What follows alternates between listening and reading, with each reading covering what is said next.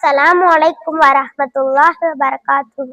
8 சொருகங்கள். அன்பிற்கனி அல்லாஹ்வின் நல்லடியார்களே, நாம் இவ்வுலகில் நம்மை படைத்த இறைவனாம் அல்லாஹ்வை அஞ்சி அவனது கட்டளைக்கு கட்டுப்பட்டு நமது உயிரினும் மேலான மன்னர் பெருமான் நபி ஸல்லல்லாஹு அலைஹி வஸல்லம் அவர்கள் காட்டிய வழியில் நாம் வாழ்ந்தால் வல்லோன் அல்லாஹ் நாளை மறுமையில் நம் மீது இரக்கம் கொண்டு சுவனம் என்ற அந்த சொர்க்கத்தில் நம்மை வாழ வைப்பான். அப்படிப்பட்ட அந்த சொர்க்கம் அது எத்தனை விதம், அதை யாருக்கு கொடுப்பான் என்று இங்கு பேச வந்துள்ளேன். அல்லாஹ்வின் நல்லடியார்களே, 8 விதமான சொர்க்கம் உள்ளது. முதலாவது சொர்க்கம் ஜன்னத்துல் ஃபிர்தௌஸ். போதும் என்ற மனம் கொண்டவர்கள், தினமும் பாவ மன்னிப்பு தௌபா தேடுபவர்கள், நல்லவர்களுடன் சேர்ந்து இருப்பவர்கள், பொறாமையை விட்டு நீக்கிக் கொள்பவர்களுக்கு இது வழங்கப்படும். இரண்டாவது சொர்க்கம் தாருஸ் சலாம். அனாதைகளை ஆதரிப்பவர்கள், விதவைகளுக்கு ஆதரவளிப்பவர்கள், சலாம் சொல்பவர்கள், முஸ்லிமின் தேவை அறிந்து கொண்டு உதவி செய்பவர்களுக்கு இது வழங்கப்படும்.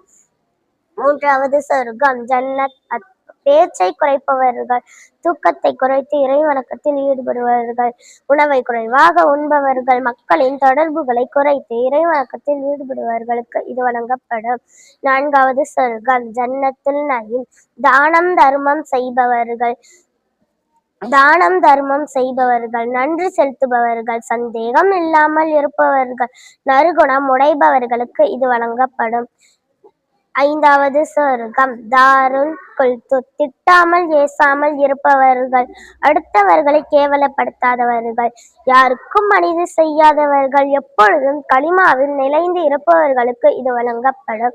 ஏழாவது சொர்க்கம் மக்ஆது சித்திகீன். நோயாளிகளை நலம் விசாரிப்பவர்கள், ஜனாசாவை பின் தொடர்ந்து செல்பவர்கள், கபனுக்கு தேவையான துணி மற்றும் பொருட்கள் வாங்குபவர்கள், வாங்கிய கடனை உரிய காலத்தில் அழகிய முறையில் திருப்பி செலுத்துபவர்களுக்கு இது வழங்கப்படும். எட்டாவது சொர்க்கம் ஜன்னத்துல் மஅவா.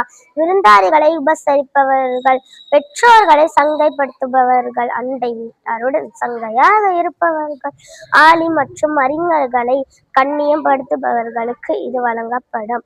யா அல்லாஹ், எங்களையும் எங்கள் பெற்றோர்களையும் எங்கள் சந்ததிகளையும் சொந்த பந்தங்களையும் முஃமினான அனைவருக்கும் இந்த அருள் மிக்க பாக்கியத்தை தருவாயாக.